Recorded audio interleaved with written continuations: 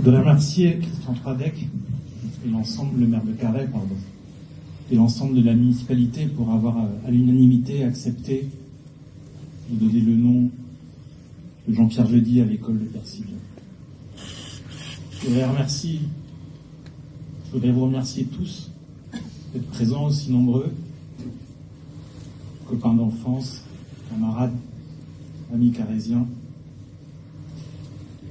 Et je voudrais redire que nous entourons de toute notre affection et de notre amitié la famille de Jean-Pierre, ses filles, sa compagne Marie-Claire, ses petits-enfants, ses frères.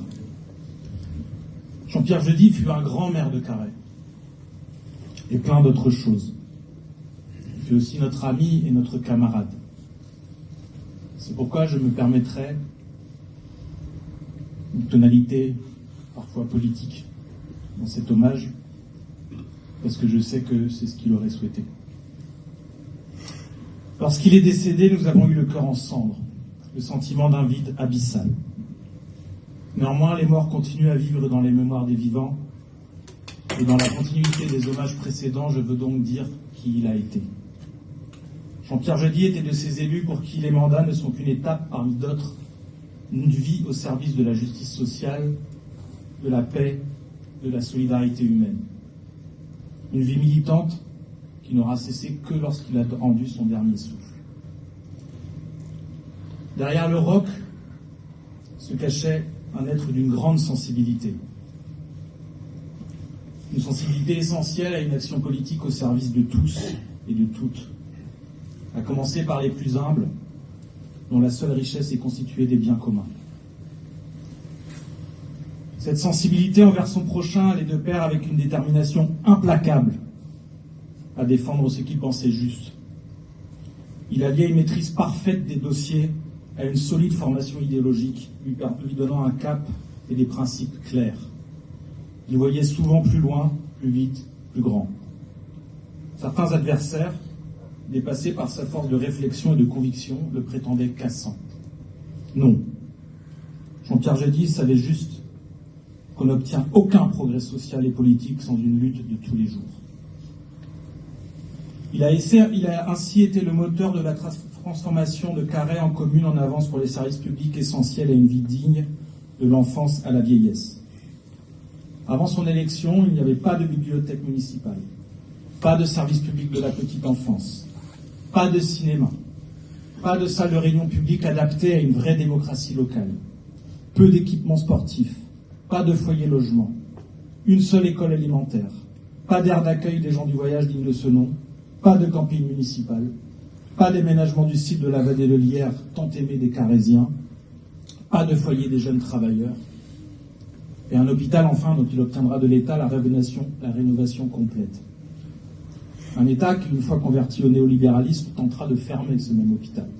Mais c'était sans compter sur une lutte de 20 ans, toujours en cours, pour le droit à un accès à une santé publique de qualité, et à laquelle je veux rendre hommage.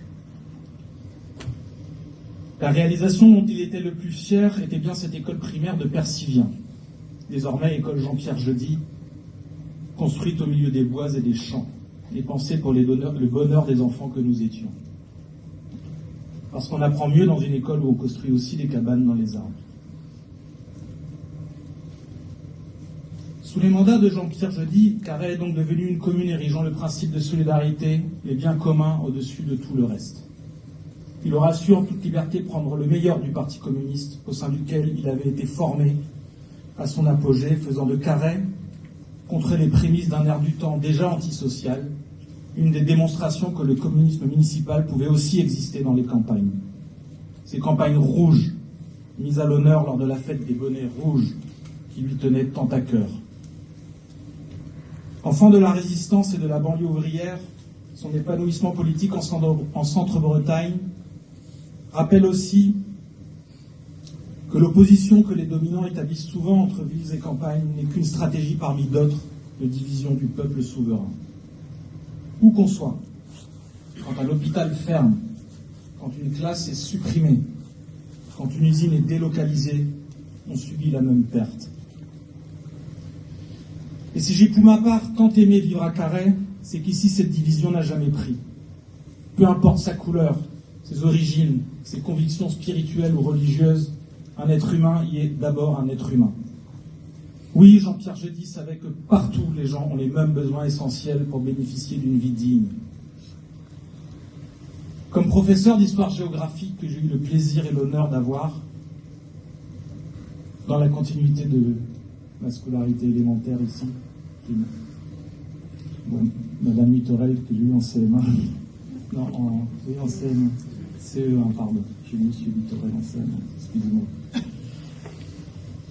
Comme professeur d'histoire-géographie, il défendait une histoire populaire contre les fantasmes identitaires d'une histoire réactionnaire au service des puissants. Sa France, c'était celle dépeinte par Jean Ferrat.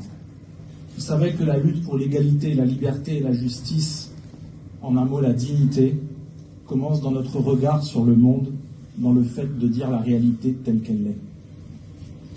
Il savait qu'assister sans broncher aux injustices, c'est les accepter. C'est pourquoi nous recevions régulièrement, jusque quelques jours avant son départ, les copies de ses droits de réponse à tel ou tel organe de presse. Qu'il s'agisse du traitement déshumanisant de la guerre génocidaire à Gaza, des caricatures dépeignant les militants antiracistes en ennemis de l'intérieur,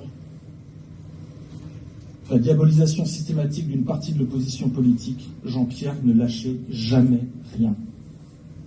Militant modèle, il a jusqu'au bout refusé toute soumission à un air du temps devenu de plus en plus inégalitaire, liberticide, raciste. Jean-Pierre était de toutes les manifestations, avec les gilets jaunes, contre la contre-réforme des retraites, contre la guerre génocidaire à Gaza, contre la répression des militants politiques et syndicaux partout sur le territoire national, à commencer par ici. Je sais qu'il était allé voir notamment Mathieu Guimot, coordinateur du comité de vigilance pour l'hôpital de Carhaix, lorsqu'il était en garde à vue, parce qu'il défendait les droits des Carhésiens, avec d'autres, à un accès à l'égalité d'accès à la santé publique.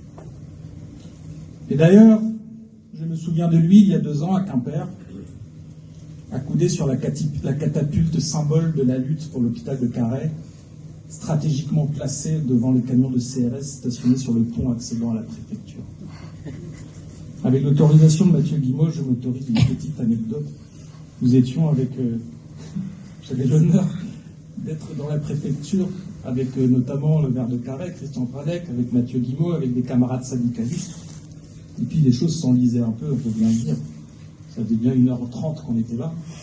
Et voilà qu'un camarade, je crois que c'était Marc Guillou, surgit et nous dit « Les forces de l'ordre sont en train de gazer les manifestants. » Et donc, comme un seul homme, nous sortons, nous rompons les négociations et nous prenons le préfet à son propre piège.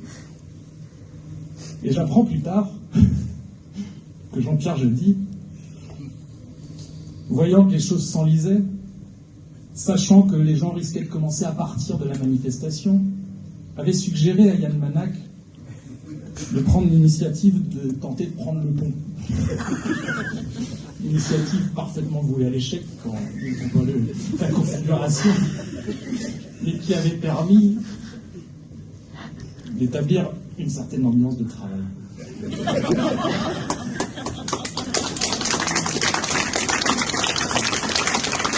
Jean-Pierre était un stratège au service de tous. Son dernier grand engagement internationaliste aura été au sein de l'association France-Palestine Solidarité, dont il était un pilier en Centre-Bretagne, puis dans le Sud Finistère. Il avait été des rassemblements contre la guerre d'Indochine, tout petit, contre la guerre d'Algérie, contre la guerre en Irak, contre l'invasion de l'Ukraine. Il aura été de ceux contre le génocide à Gaza, pour une paix juste et durable, pour les droits et la dignité du peuple palestinien. La boucle d'une vie militante à la fois locale, nationale et internationaliste était bouclée. Adieu Jean-Pierre. Puisse ton âme planer dans l'école Jean-Pierre Jeudy et inspirer les nouvelles générations de petits Carhésiens. Je vous remercie.